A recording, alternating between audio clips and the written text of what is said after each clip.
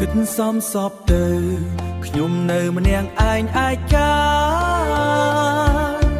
អូយជីវិតគ្មានស្នេហាគិតសំសពទៅខ្ញុំនៅម្នាក់ឯងឯកាគិតរឿងស្នេហាប្រាថ្នាចង់ស្គាល់នឹងគេអូយចង់រកស្នេហ៍ធ្នមបំពេលរៀងរាល់ថ្ងៃ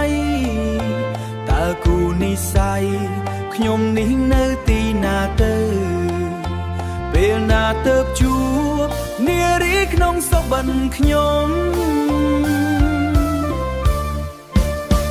អោបការក្រពំពេលណាទៅបានជួបថ្លៃស្រមៃបងនឹងស្រមៃប្រាថ្នាជួបថ្លៃចរណៃជាគូជីវិតបើបានជួបម្ដងបងមិនអើយកន្លងហួអូននៅអើយប្រាប់អូនចុះស៊ូបដូរជីវិតឲ្យតែបានថ្លៃរវើរវាយគ្មានស្បើយសងណាថ្លៃភ័ក្រដូចបិច្នៃនឹកស្រមៃគ្មានថ្ងៃភ្លេច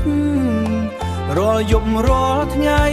បេះដូងបងនៅតែគិត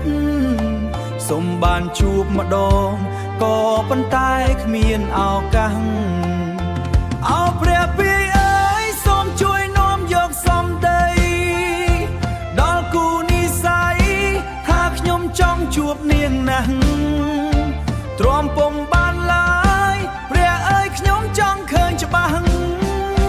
ចង់ជួបពេលនេះថ្ងៃនេះជារៀងរហូតស្រមៃបងនឹកស្រមៃប្រាថ្នាជួបថ្លៃចរណៃជាគូជីវិត